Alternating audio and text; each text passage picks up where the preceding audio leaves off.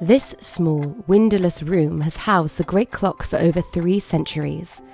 The village clockmaker would have come here to service, wind and clean the clockwork, and he would have left notes for himself about the behaviour of the clock on a slate.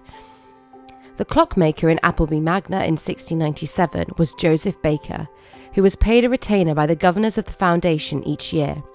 The Bakers were Appleby's clockmakers for generations. The wooden frame of the clock was probably made on site. In 1697, wooden frames were in vogue. Until this time, clocks were constructed on metal frames.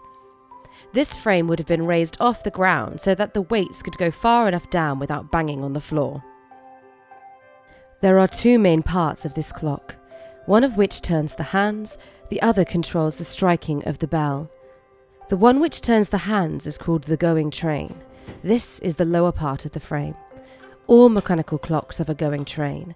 It is a set of wheels and pinions which are driven by a motive power. In this case, a series of weights. The weights would have hung down from the cupola, connected to the clock by a series of pulleys. It was important that nobody touch the weights.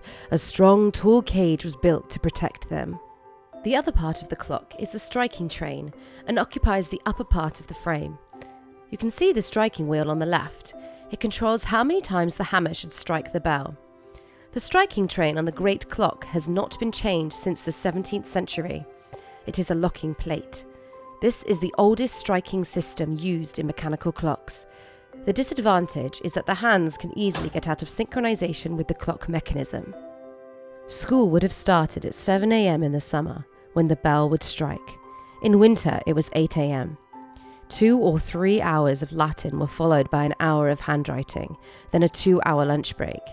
The afternoon session lasted until 5 p.m. in the summer or 4 p.m. in the winter. All this would have been regulated by the striking of the bell. Clocks were also a status symbol, and this clock was state-of-the-art in 1697. It was diamond-shaped and only had an hour hand. In 1774 or 5, it had an upgrade. A new round dial was fitted, and a minute hand added. Before the school was built, the people of Appleby would have lived their lives according to the seasons, but the arrival of the new clock meant that time could be measured much more precisely. In the 17th century, clocks were becoming important to regulate modern-day life. The Industrial Revolution was gaining momentum, and trains were in their infancy. But not in Appleby Magna. Here, the only evidence of the new era was the clock.